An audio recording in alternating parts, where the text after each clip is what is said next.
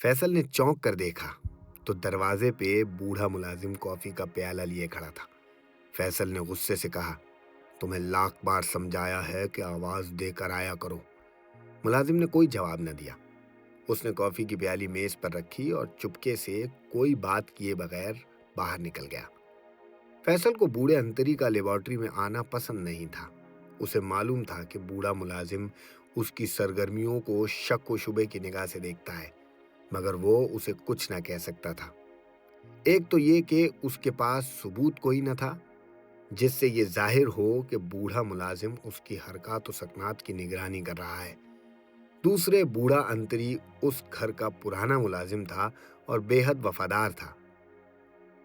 फिर भी उसे भी बात हरगिज गवारा नहीं थी कि कोई भी गैर शख्स फैसल की सरगर्मियों पर नजर रखे। अरशद पर फैसल को भरोसा था। वो उसका पुराना दोस्त था।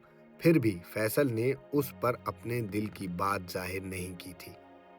उसने अरशद को यही बताया था कि वो ये नए इंसान को तख्लीक करके डॉक्टरी की दुनिया में एक इनकलाब पैदा करना चाहता है और इंसानियत की भलाई चाहता है। हालांकि उसका असल मकसद अपनी खुदगर्जी और दौलत हासिल करना था। अब उसे बड़ी बेचैनी से इस बात का इंतजार था कि गोरखन कब आकर फैसल को इत्तला देता कि एक सेहतमंद और तवाना आदमी की लाश अभी अभी दफन हुई है। क्योंकि जब तक उसके पास मुख्तलिफ लाशों के हाथ, पांव, सर, धड़ और दिमाग जमा नहीं हो जाते थे, वो अपने अजीम मंसूबे पर अमल शुरू नहीं कर सकता था। मुसीबत ये थी कि कस्बे से बहुत कम लाशें कब्रिस्तान में आती थी। उसके बावजूद फैसल को पूरी उम्मीद थी कि उसे सेहतमंद इंसान की लाश इसी कस्बे से मिलेगी, क्योंकि इस कस्बे के लोग खुली आबो हवा में रहने की वजह से तंदुरुस्त और तवाना थे। 2-3 रोज गुजर गए। इस दौरान में अरशद हर रोज किले में फैसल के पास आता रहा। दोनों दोस्त घंटों अपने मंसूबे पर गौर करते रहे। वो ऊपर वाले कमरे में लेबोरेटरी में जाकर ऑपरेशन के सामान और मुख्तलिफ दवाओं की जांच पड़ताल करते। असल में वो बेचैनी से गोरखन का इंतजार कर रहे थे। आखिर एक रोज गोरखन आ गया। शाम का वक्त था कि गोरखन अपनी फटी फटी सफेद आंखों और जर्द चेहरे के साथ किले में आया और फैसल को आकर उसने बताया कि एक सेहतमंद जवान की लाश आई है। फैसल बेहद खुश हुआ। उसने पूछा, उसकी उम्र कितनी होगी? 19 से 20 साल से ज्यादा नहीं होगी मेरे आका। क्या लाश मोटी ताजी है? बहुत सेहतमंद है मेरे आका। ये नौजवान कस्बे का पहलवान था, उसने बड़ी कुश्तियां लड़ी हैं। मौत कैसे वाक़ई हुई? कहते हैं 2 रोज बुखार चढ़ा और तीसरे रोज मर गया। हाँ, बुखार का असर जहन पर पड़ा होगा। खैर, चलो मेरे साथ चलो। फैसल ने गोरखन को गाड़ी में साथ लिया और कब्रिस्तान की तरफ रवाना हो गया। शाम के साए गहरे होकर रात के सायों में घुल मिल गए थे। हर तरफ अंधेरा फैल गया था। सर्दी बहुत सख्त थी और बाग के अंदर धुंध फैली हुई थी। कब्रिस्तान की टूटी हुई दीवार के पास पहुंचकर फैसल ने गाड़ी रोक दी। कब्र किस तरफ है? मगरिबी किनारे वाले कुएं के पास है मेरे आका। क्या लाश के रिश्तेदार वापस चले गए थे? वो तो शाम ही को वापस चले गए थे मेरे आका। ठीक है। गोरखन फैसल को लेकर कब्रिस्तान में दाखिल हो गया। कब्रों पर गहरी खामोशी छाई हुई थी। सर्दी और धुंध की वजह से दरख्तों पर परिंदे भी नहीं चहचहा रहे थे। सिर्फ और सिर्फ उल्लू की डरावनी आवाज कभी कभार सुकूत को तोड़ देती थी। धुंध की चादर में से कब्रों के तावीज बड़े पुरअसरार नजर आ रहे थे।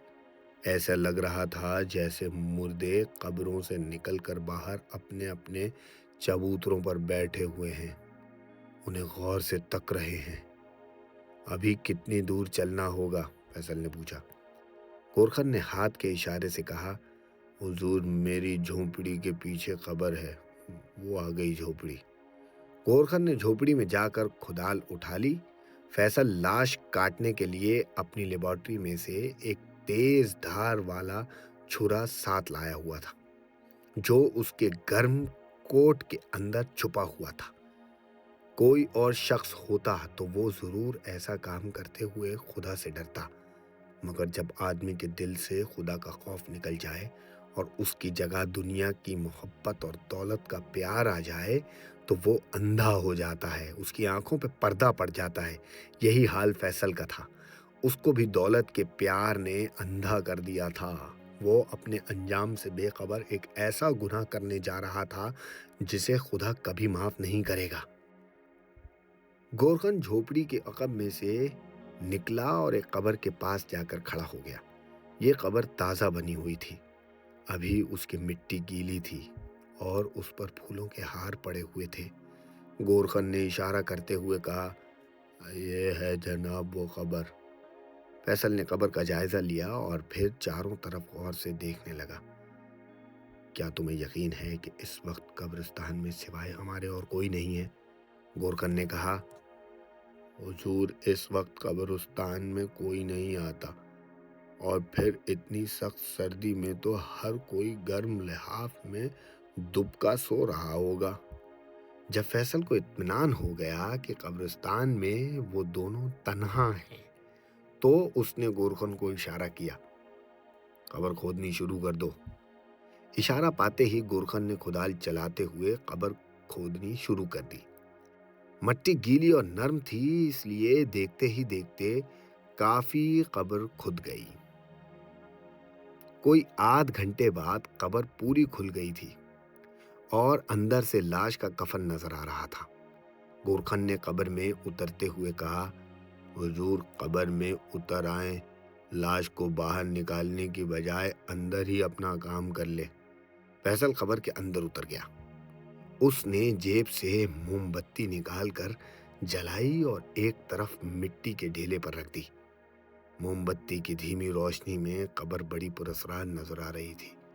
لاش کا کفن بھی ابھی میلا نہیں ہوا تھا، صرف کہیں کہیں مٹی لگی ہوئی تھی۔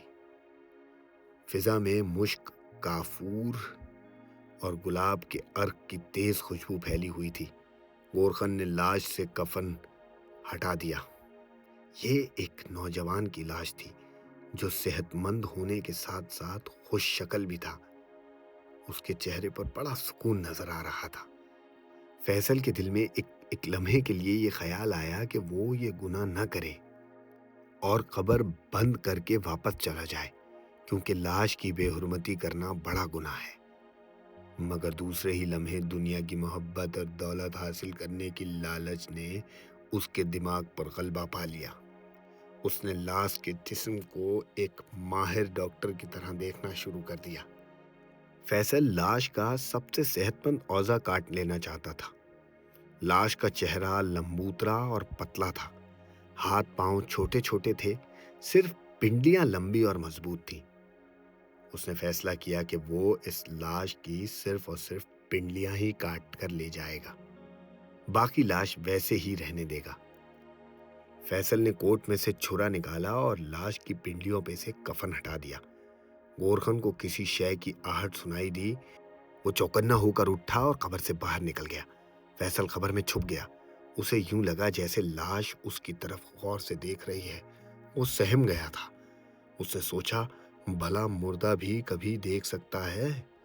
پھر اسے یوں لگا جیسے لاش نے اپنی پلکیں جھپکی ہوں۔ وہ ڈر کر پیچھے ہٹ گیا۔ اس نے اپنے ڈر اور خوف پر قابو پانے کی کوشش شروع کر دی۔ گورخن نے قبر کے باہر دبے پاؤں چلتے ہوئے چاروں طرف غور سے دیکھا، اور جب اسے اطمینان ہو گیا کہ وہاں سوائے اس کے اور کوئی نہیں ہے تو وہ واپس قبر میں اتر آیا۔ فیصل کی جان میں جان آئی۔ اس نے پوچھا، کس کی آٹ تھی؟ گورخن نے سرگوشی میں کہا، شاید کوئی کیدر تھا۔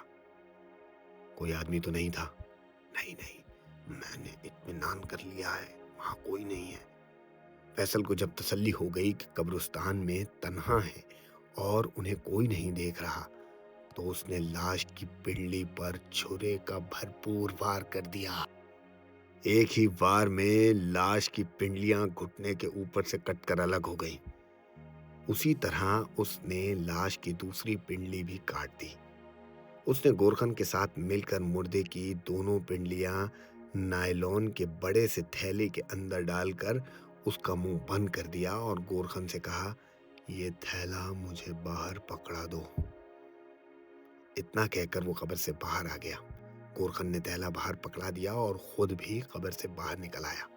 باہر آتے ہی گورخن نے دھڑا دھڑ کدال لا کر قبر کو مٹی سے بند کر دیا۔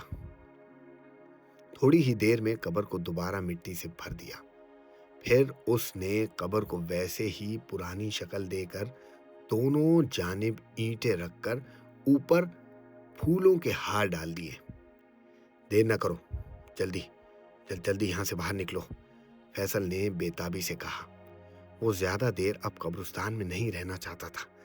گورخن نے ہاتھ جھاڑ کر کدال اٹھا لیا، تھیلا کندھے پر رکھ کر فیصل کے ساتھ قبرستان سے باہر نکل آیا۔ قبرستان کے ایک درخت پر الو برابر بولتا جا رہا تھا، جس کی آواز نے ساری فضا کو ڈراؤنا بنا دیا تھا۔ گورخن نے کٹی ہوئی پنڈلیوں کا تھیلا گاڑی کے ڈگی میں رکھ دیا۔ فیصل نے جیب سے بٹوا نکال کر گورخن کو اتنے پیسے دیے کہ وہ خوش ہو کر سلام کرنے لگا۔ فیصل نے کہا، اگر تم اسی طرح محنت اور رازداری سے کام کرتے رہو گے تو میں تمہیں اس سے بھی زیادہ پیسے دوں گا۔ گورخن نے سر جھکا کر کہا، حضور، میں ہر قدم کے لیے حاضر ہوں، میں ہمیشہ اسی طرح آپ کے کام آتا رہوں گا۔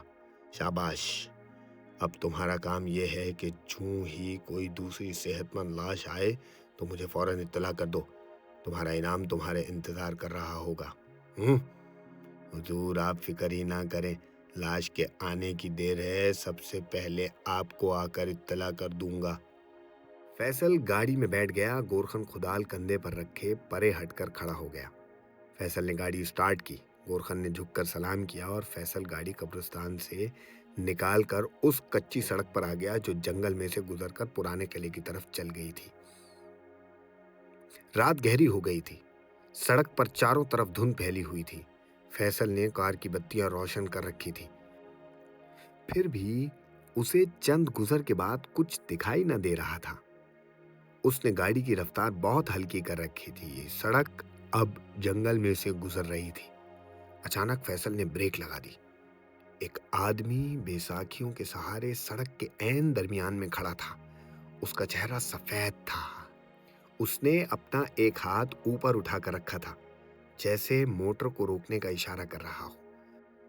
فیصل نے غور سے دیکھا تو اس آدمی کی دونوں پنڈلیاں غائب تھیں اور اس کی شکل اس لاش جیسی تھی جس کی ابھی ابھی پنڈلیاں فیصل نے کاٹ کر رکھی ہیں۔ فیصل کو خوف سے پسینہ آ گیا۔ اس کی سمجھ میں نہیں آ رہا تھا کہ وہ یہ کیا دیکھ رہا ہے۔ وہ گاڑی کو آگے بڑھائے یا کار واپس موڑ کر قبرستان چلا جائے۔ لاش نے کندھے پر سفید کفن ڈال رکھا تھا اور وہ بیساکھیوں کے سہارے آہستہ آہستہ فیصل کی کار کی طرف بڑھ رہی تھی۔ فیصل ڈر سے کانپنے لگا۔ لاش جو قریب آ رہی تھی اس کا سانس خشک ہو رہا تھا اور ماتھے پر پسینے کے قطرے نمودار ہو رہے تھے۔ لاش اب کار کے بالکل قریب آ گئی تھی۔ فیصل نے سوچا کہ وہ کار کو یکدم اسٹارٹ کر کے وہاں سے بھاگ جائے، مگر اس کا ہاتھ پتھر بن گیا تھا۔ اس میں اتنی طاقت بھی نہ تھی کہ وہ کار کے انجن کو اسٹارٹ کر سکتا۔ لاش کار کے سامنے آ کر رک گئی۔ اس نے گھور کر فیصل کی طرف دیکھا اور بیساکھی اوپر اٹھائی۔ قریب تھا کہ وہ بیساکھی مار کر کار کا شیشہ چکنا چور کر دے۔ پیچھے سے کسی کار کے ہارن کی آواز سنائی دی۔ فیصل سمجھ گیا کہ یہ رات کو جنگل میں گشت کرنے والی پولیس کی گاڑی ہے۔ فیصل کی جان میں جان آ گئی۔ اس نے زور سے ہارن دیا۔ ہارن کی آواز پر لاش دھند میں غائب ہو گئی۔ اتنے میں پولیس کی گاڑی سامنے سے آ کر قریب ہی رک گئی۔ کار میں سے پولیس انسپکٹر اور 2 سپاہی نکل کر فیصل کے پاس آئے اور جھک کر بولے، آپ ادھر کیا کر رہے ہیں؟ فیصل نے انہیں بتایا کہ وہ اپنے عزیز کی قبر پر دعا مانگ رہا تھا۔ پولیس انسپکٹر نے کہا، ٹھیک ہے مسٹر، مگر رات کو قبرستان میں آنے سے گریز کیا کریں۔ بہتر ہے کہ آپ دعا دن کو مانگ لیا کریں۔ آئندہ سے ایسا ہی کروں گا انسپکٹر صاحب۔ ٹھیک ہے، اب آپ جا سکتے ہیں۔ فیصل نے خدا کا شکر ادا کیا کہ پولیس نے اس کی تلاشی نہیں لی، اس لیے کہ کار کے پیچھے تھیلا تھا۔ اس تھیلے میں 2 पिंडलियां पड़ी थीं। उसने अभी कार स्टार्ट ही की थी कि अचानक इंस्पेक्टर ने उसे हाथ से रुकने का इशारा किया। या खुदा, ये तो मुसीबत बन गया है, फैसल ने दिल में ही सोचा। उसने इंजन बंद कर दिया और शीशे उतार कर पूछा, क्या बात है इंस्पेक्टर साहब? इंस्पेक्टर पुलिस ने थैले की तरफ इशारा करते हुए कहा, इस थैले में क्या है जनाब? फैसल को एकदम पसीना आ गया, मगर उसने फौरन बड़े एतमाद से कहा, बात यह है कि इंस्पेक्टर साहब, मैं अभी रात की फ्लाइट से कराची से यहाँ पहुँचा हूँ। मुझे शाम ही को अपने अजीज की मौत की इत्तला मिली थी। एयरपोर्ट से सीधा कब्रिस्तान फातिहा पढ़ने आ गया। यही वजह है कि ये थैला अभी मेरी कार में पड़ा है। इस थैले में कपड़े हैं, आप बेशक देख लें। फैसल ने पीछे की तरफ हाथ ले जाकर कहा, क्या खोल कर दिखा दूं जनाब? अरे नहीं नहीं, ठीक है, इंस्पेक्टर ने कहा और कार में बैठकर चला गया। अब फैसल ने इत्मीनान का सांस लिया। अगर इंस्पेक्टर थैला खोल कर देख लेता तो उसे अभी गिरफ्तार कर लेता। फैसल ने खुदा का शुक्र अदा किया कि वो बच गया है। गाड़ी स्टार्ट की और किले की जानिब रवाना हो गया। किले के अंदर पहुंचकर फैसल के दम में दम आया। उसने थैला उठाया और सीधा ऊपर वाली मंजिल की लेबॉर्ट्री में आ गया। उसने बत्ती जलाई और थैले में से कटी हुई पिंडलियां निकालकर मेज पर रख दी। वो बड़े गौर से उनका मुआयना करने लगा। ये पिंडलियां आम इंसानों की पिंडलियों से बड़ी और ताकतवर थी। वो लंबाई में भी ज्यादा थी और गोश्त से भरी हुई थी। फैसल ने इस ख्याल से कि वो खराब न हो जाएं, उन्हें फौरन स्प्रिट के बड़े मर्तबान में डाल दिया। अभी वो मर्तबान का ढकना बंद ही कर रहा था कि उसे यूं महसूस हुआ जैसे कोई दबे पांव उसके पीछे चल रहा है। उसने पलट कर देखा तो उसका मुलाजिम कॉफी का ट्रे लिए खड़ा था। फैसल ने डांट कर कहा, मैंने तुम्हें 1000 बार कहा है कि जब भी मेरे कमरे में आओ दरवाजे पर दस्तक देकर आओ, मगर तुम्हारे कानों पर जरा असर नहीं होता। बूढ़े मुलाजिम की आंखें खुली थी। उसने गहरी आवाज में कहा, मेरे आका, आपने खाना भी नहीं खाया, मैंने सोचा कॉफी ही बना कर ले आऊं। फैसल ने गुस्से से कहा, मुझे कुछ नहीं चाहिए, ले जाओ कॉफी। बूढ़े मुलाजिम ने खौफजदा निगाहों से फैसल की तरफ देखा और कॉफी की ट्रे उसी तरह हाथ में लिए कमरे से निकल गया। उसने अपने मालिक को पहले कभी इतने गुस्से में नहीं देखा था।